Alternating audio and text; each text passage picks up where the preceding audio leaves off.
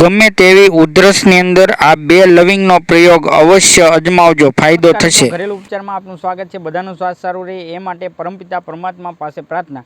મિત્રો, ધન્વંતરી બધાને સુખી રાખે એ માટે ઈશ્વર પાસે પ્રાર્થના। મિત્રો, ખાસ કરીને અત્યારે ડબલ ઋતુની અંદર આવો માહોલ છે, એની અંદર આપણને ઉધરસ અને ગળું બળવાની સમસ્યા બહુ જ થતી હોય છે। આ સમસ્યાથી જો તમારે તાત્કાલિક છુટકારો મેળવવો હોય તો એક આસાન તરીકો છે, લવિંગનો તરીકો છે।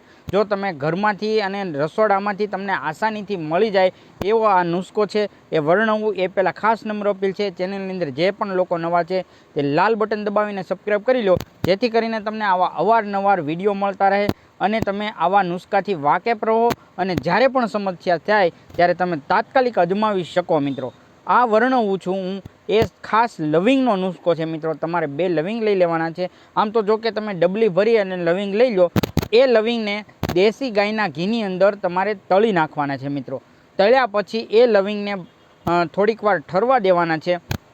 ઠરી જાય પછી એ લવિંગની અંદર તમારે સંચળનો ભૂકો ભભરાવી દેવાનો છે।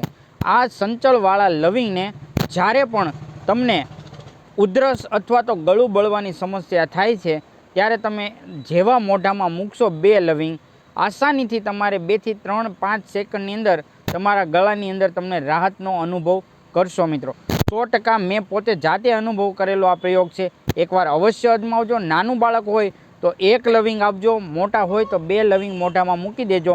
તમારે ગમે એવી ઉધરસ હશે, તમને ગમે એવું ગળું બળતું હશે, આસાનીથી તમને ગળું બળતું મટી જશે। મિત્રો, અને ખાસ કરીને ડબલ ઋતુની અંદર વાયરલ ઇન્ફેક્શનથી બચવા માટે પણ આ લવિંગ તમને ખૂબ જ ફાયદો કરશે। એટલે દિવસ દરમિયાન તમારે આખા દિવસ દરમિયાન 1 લવિંગનું સેવન કરવું અથવા તો રાત્રે સૂતી વખતે 2 લવિંગને તમારા મોઢામાં મૂકી દો, એટલે ગમે એવી ઉધરસ હશે અથવા તો ગમે એવું ગળું બળતું હશે, આસાનીથી તમે એને ઈલાજ કરી શકશો। આશા રાખું છું તમને આ વિડીયો ગમ્યો હોય તો વધારેથી વધારે લોકોને શેર કરજો, સબસ્ક્રાઈબ કરજો।